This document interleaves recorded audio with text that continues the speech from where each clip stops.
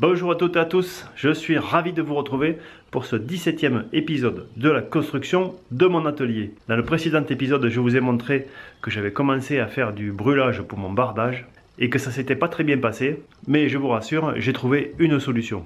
Mais avant de vous montrer comment j'ai réussi à préparer le bois pour poser le bardage, je vous propose de vous montrer comment j'ai rentré quelques machines, parce que oui, j'ai réussi à rentrer quelques machines entre les averses.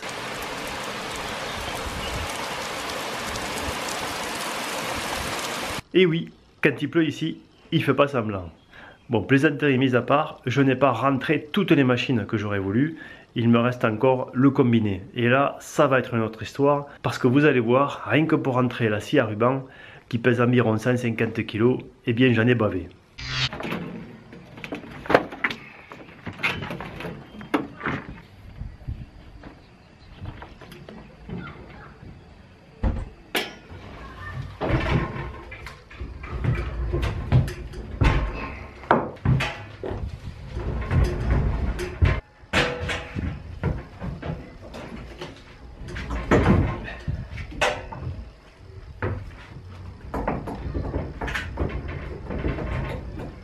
Alors je me suis fait un petit chariot. Sur la machine, il y avait déjà des roulettes de ce côté. Elles m'ont bien aidé, j'avoue. Ce sont des roues de roller, mais elles m'ont bien aidé. J'ai rentré la machine couchée. Bon, elle doit peser 150 kg, la table est en fonte. Et à l'extérieur, je me suis fait un petit chemin avec des panneaux d'OSB. Et ça m'a permis d'amener la machine depuis le garage jusqu'à ici. Et maintenant, elle va aller ici à la place du compresseur. Je vais sortir le compresseur, mettre la machine ici, et je crois qu'elle ira très bien à cet endroit-là.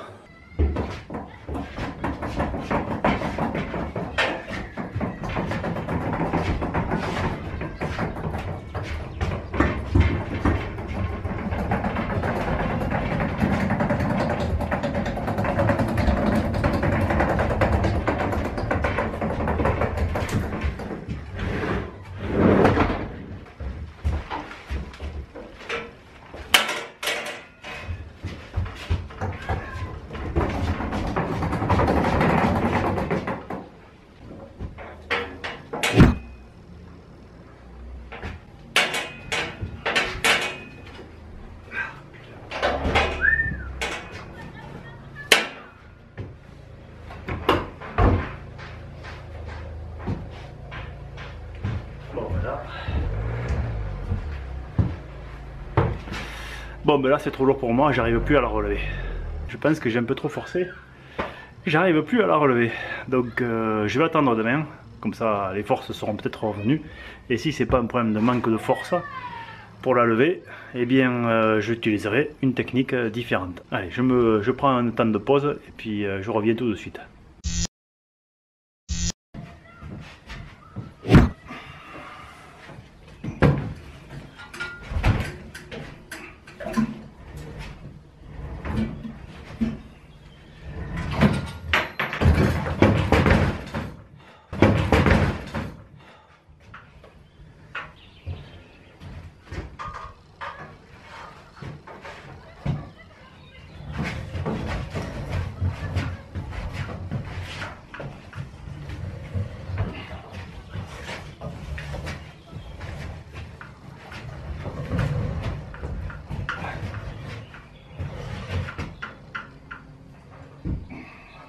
Une fois que j'ai eu fini de déplacer ces machines et que j'ai pas pu aller plus loin, eh bien je me suis dit pourquoi pas commencer à mettre un petit peu d'électricité, ça permettra d'utiliser les quelques machines que j'ai pu rentrer. Ça permettra accessoirement aussi de brancher les chargeurs de mes outillages. Alors je vais pas tout vous montrer côté électricité parce que ça n'a rien de très intéressant et puis c'est pas très compliqué. J'ai fait de la récupération, j'ai déjà pillé l'ancien garage qui me servait d'atelier avec toutes les prises que j'utilisais pour mes machines. J'ai aussi récupéré tout le fil que je pouvais et j'ai mon voisin qui m'a gentiment passé un petit peu de matériel. Parce que oui, je le rappelle, on est encore en confinement et c'est très difficile de trouver du matériel. Donc avant de vous montrer les images sur l'électricité, un rappel s'impose. Si vous avez le moindre doute quand vous faites de l'électricité, faites appel à quelqu'un qui connaît. Parce que l'électricité, c'est dangereux.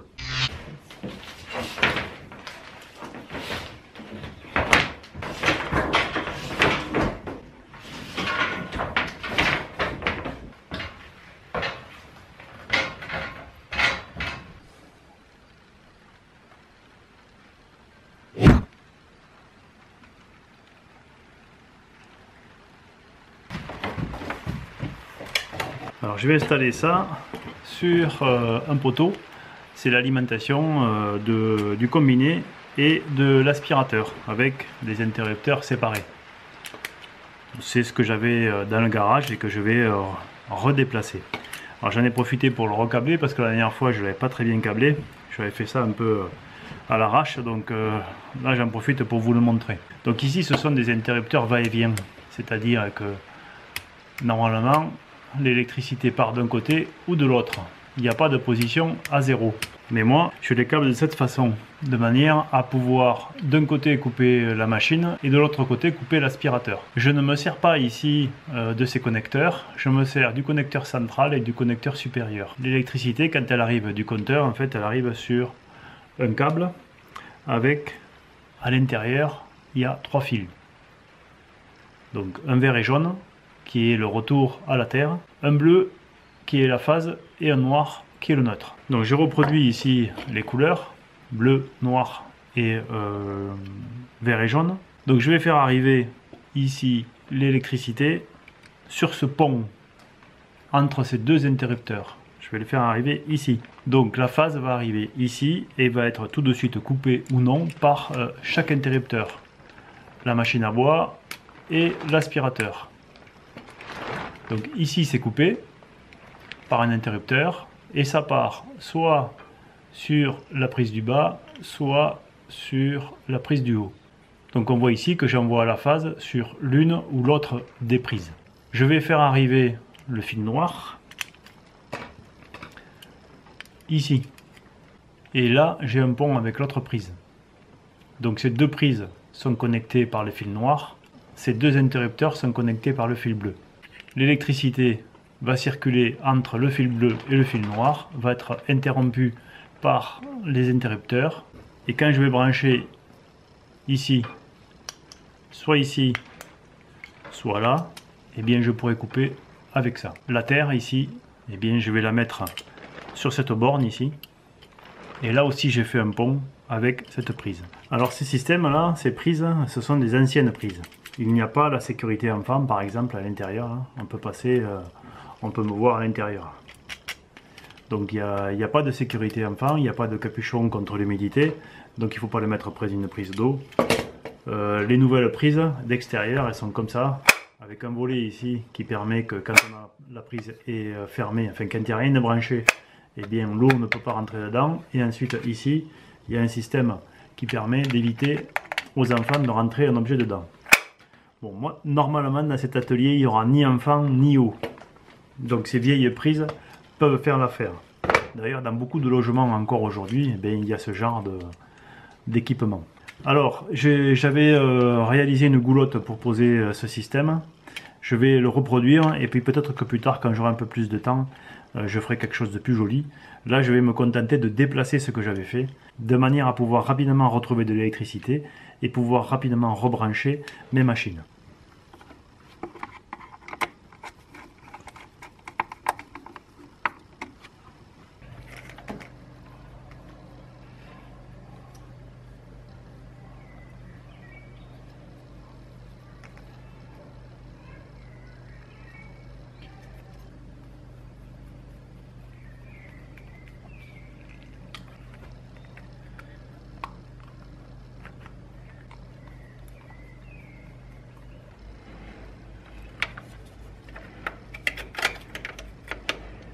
Alors ce qu'il y a de bien ici, c'est que je peux, si je veux, couper ces prises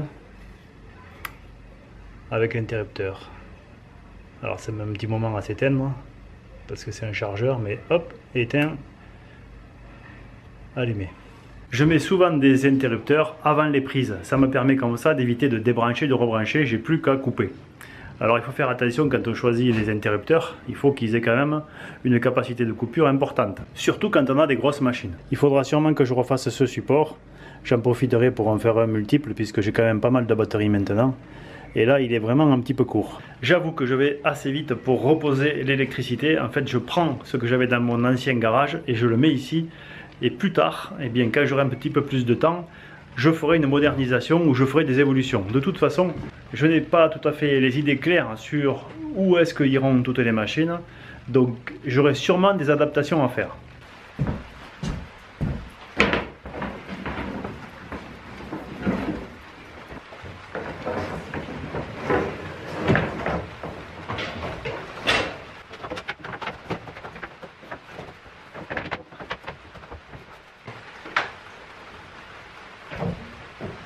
J'ai donc maintenant quelques prises à disposition. Je vais pouvoir faire tourner un minimum de machines. Je suis encore à la recherche d'une solution pour le combiné, parce que le combiné pèse plus de 250 kg, donc là ça va être compliqué. Et je crois que je vais récupérer un petit tire-au-fort qui va m'aider à monter le plan incliné, parce qu'entre le garage et l'atelier, il y a environ 40 cm, et 40 cm pour une machine à 250 kg, que je vais poser sur un chariot à roulettes, eh bien ça risque d'être dangereux. Comme je suis seul, je vais m'aider d'un tire-au-fort ou d'un treuil, je vais voir, de manière à ne pas forcer et à ne pas me retrouver avec la machine sur les pieds. Alors je vous l'ai dit en tout début d'épisode, j'ai trouvé une solution pour décaper la suie après le brûlage du bois. Et cette solution, eh bien, j'aurais dû l'envisager dès le début. Parce qu'effectivement, après l'avoir réalisé, je me suis aperçu que c'était beaucoup plus simple. Bon, bien sûr, j'ai eu un problème de matériel, je vous en dis pas plus. Je l'ai posté sur les réseaux sociaux. Et c'est mon voisin, une fois de plus, qui m'a dépanné avec le sien. Allez, je vous en dis pas plus, je vous laisse devant les images.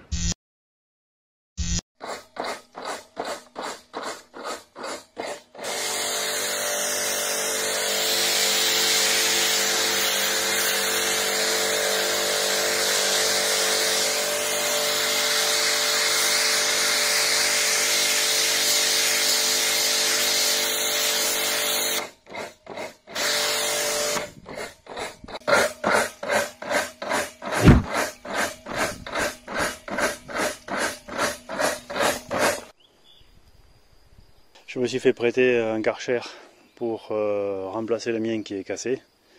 Et 2 planches. Et on voit bien ici les projections. Là. On voit bien qu'on enlève tout ce qui est calamine. Je vais voir une fois que ce sera sec si ça permet d'avoir une planche définitivement propre ou s'il faut encore passer quelque chose par-dessus. Mais pour l'instant il faut laisser sécher.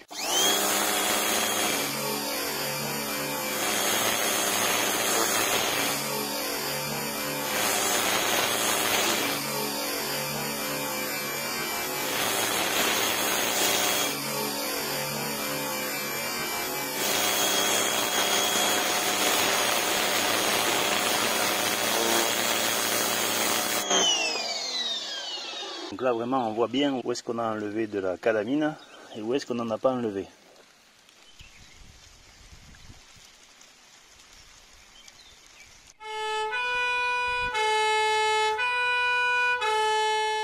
On voit bien la démarcation entre là où c'est sale et là où c'est propre.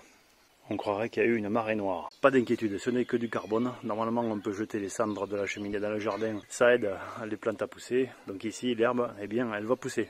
C'est celui ou celle qui passe la tondeuse qui va être content. Après avoir décapé ces planches avec le nettoyeur haute pression, voilà ce que j'ai obtenu. J'ai obtenu un état de surface qui est assez intéressant. Il est dur. Donc vous l'imaginez parce que ça brille en fait. Bien sûr, à quelques endroits, il faudra que je fasse des retouches de brûlis parce que je n'ai pas assez brûlé le bois. Mais quand il est brûlé, eh bien, le nettoyeur haute pression met en évidence une surface dure, ici, qui ne reste pas sur les doigts. On dirait presque un miroir à certains endroits.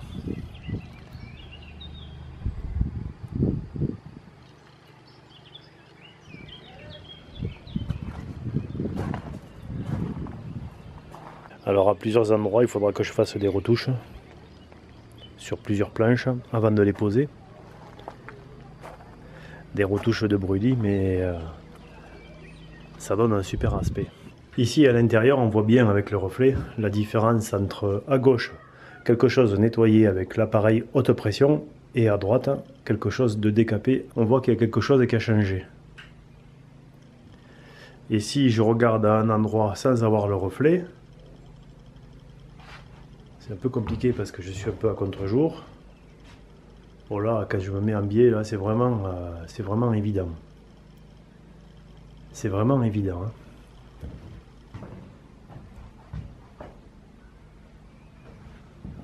Là, on voit bien l'aspect brillant. Et si je regarde de plus près, alors ça brille encore un peu ici, mais pas autant que là. Cette couche dure, eh bien, c'est simplement la couche superficielle qui est brûlée et qui est dure parce que le carbone à cet endroit est encore bien présent. et c'est ça qui va protéger le bois. Donc l'erreur que j'avais faite dans l'épisode précédent de poncer, eh bien ça a enlevé la couche protectrice. C'était donc pas le but recherché. Donc du coup, maintenant, je crois que j'ai la bonne technique. Alors j'ai plusieurs retouches à faire, il va falloir que je reprenne plusieurs morceaux parce que le premier brûlis n'était pas correct. Donc il faut que je le reprenne, mais après je vais pouvoir poser le bardage.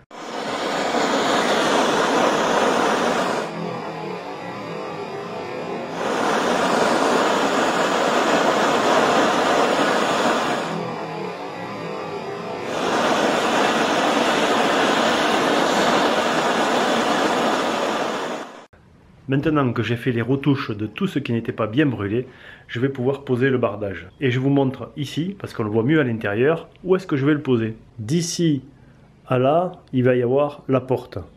Donc là, je ne vais pas mettre de bardage. Je vais mettre du bardage ici, et je vais mettre du bardage de là jusqu'au mur. Donc je vais commencer par la petite surface ici. Là. Alors bien sûr, il y aura des découpes à faire, parce que je vais faire monter le bardage le plus haut possible. C'est-à-dire que je vais essayer de le faire rentrer entre les chevrons, chaque fois que c'est possible, pour déjà faire une première coupure au vent. Je vais donc avoir des coupes à faire en haut. Et comme je n'ai pas les gonds, je ne peux pas attaquer les portes, et donc je ne peux pas mettre le bardage sur les portes. Mais s'il me reste des bouts de bois brûlés, eh bien je vais pouvoir attaquer la façade sud, même si la végétation a poussé. Ou tout du moins je vais essayer. Je devrais avoir quelques fruits quand même. Si je casse pas trop le branche.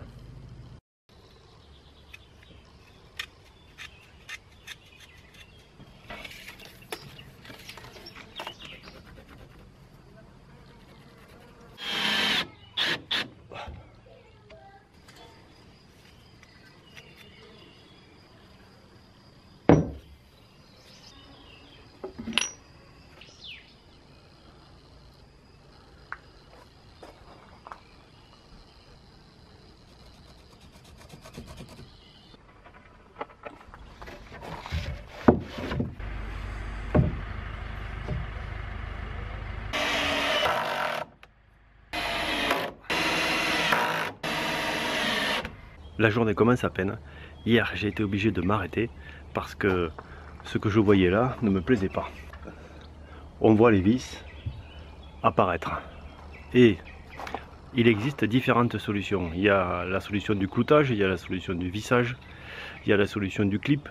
Bon, moi c'est assez rudimentaire. La solution que j'ai choisie c'est du vissage. Et je n'ai que des vis bichromatées. Il existe des vis inox noires. Et avec ce confinement, dont je commence à avoir un petit peu marre, eh bien c'est pas possible de s'approvisionner. Dans le petit magasin en bas, eh bien, il n'y a pas ce genre d'article très spécifique. Il va falloir que je trouve une solution. Hier, je me suis donc arrêté.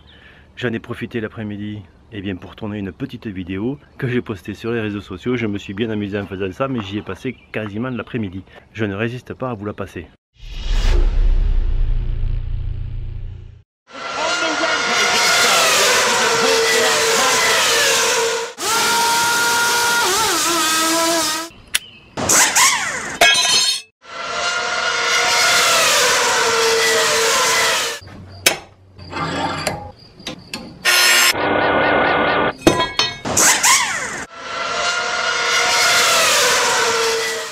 Cette vidéo m'a occupé l'après-midi, la nuit a passé et j'ai trouvé une solution pour éviter d'avoir les vis comme ça apparentes. Je vais utiliser de la colle mastic pour la marine. C'est une colle qui est noire, qui résiste aux UV, qui colle très fort, qui résiste aux intempéries. Dans la marine, on l'utilise entre autres pour coller les ponts en teck sur les bateaux. Ça colle très très fort. D'ailleurs, il faut mettre des gants quand on l'utilise parce que sinon, ça colle aux doigts. Ça résiste plus de 10 ans et je m'en suis servi pour étancher la fuite que j'avais sur le camping-car. Je vous ai fait une vidéo là-dessus. Donc je vais en avoir besoin de très très peu. Je vais juste en mettre sur les têtes de vis pour cacher la couleur de la tête. Aujourd'hui, ils ont prévu une journée très chaude. Donc il est à peine 8 h du matin, je vais commencer à bosser maintenant parce qu'après il fera vraiment trop chaud pour travailler. Allez, c'est parti.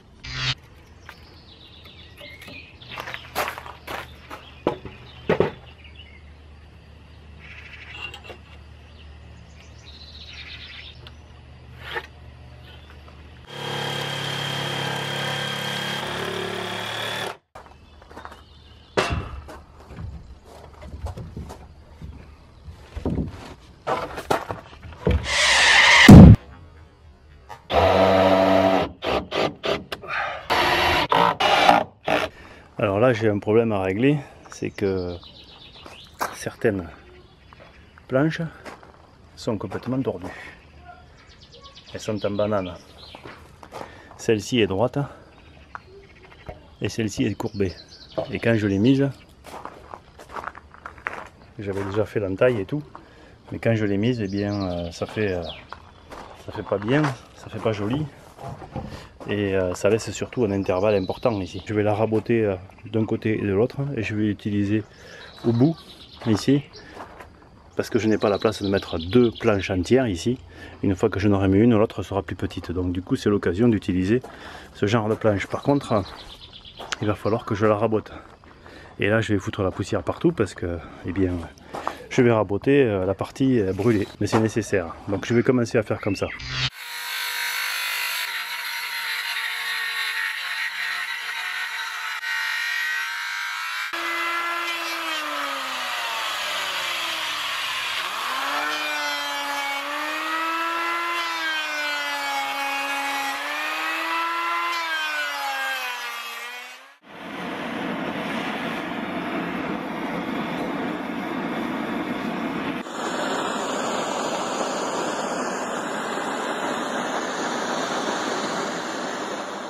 J'ai fait la planche à la largeur qu'il fallait.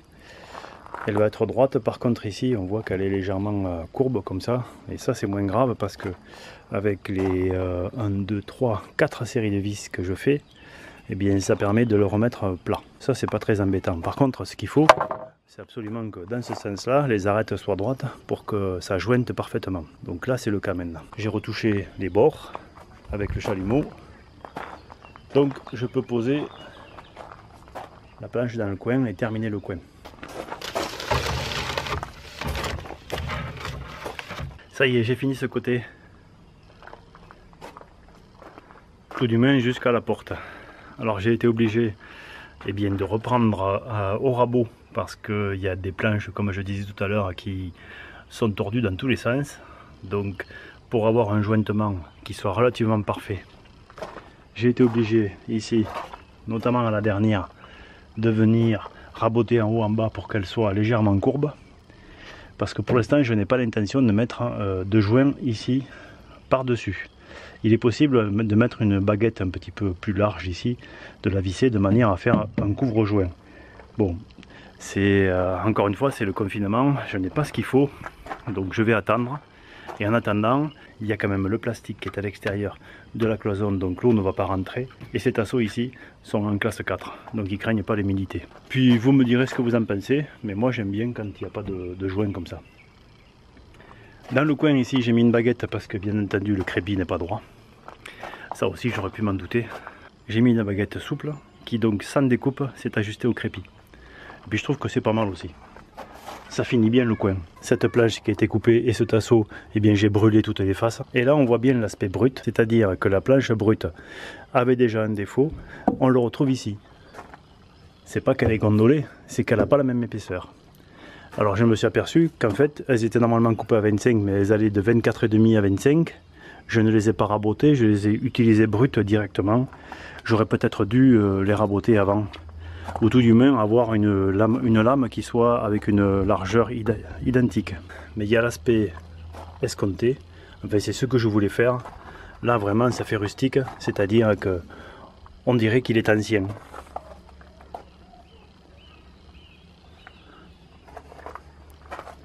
Il a un reflet un petit peu bleuté. Bon, c'est vrai qu'aujourd'hui il fait un temps magnifique, donc on a la lumière qui se reflète. Mais du coup, ça fait pas sombre, comme ça pourrait faire sombre si je le regarde par exemple. Dans le garage, il fait beaucoup plus sombre. Mais comme ça reflète la lumière, ici, on le voit là, dès qu'il y a un petit reflet de lumière, eh bien ça éclaircit. Alors il y a un proverbe qui dit que les goûts et les couleurs, ça se discute pas. Là en l'occurrence, ça me plaît à moi, ça peut ne pas plaire à d'autres, je le comprends tout à fait. Ça va être quand même assez sombre. Contrairement au crépi de la maison qui lui est clair, ici ça va faire assez sombre.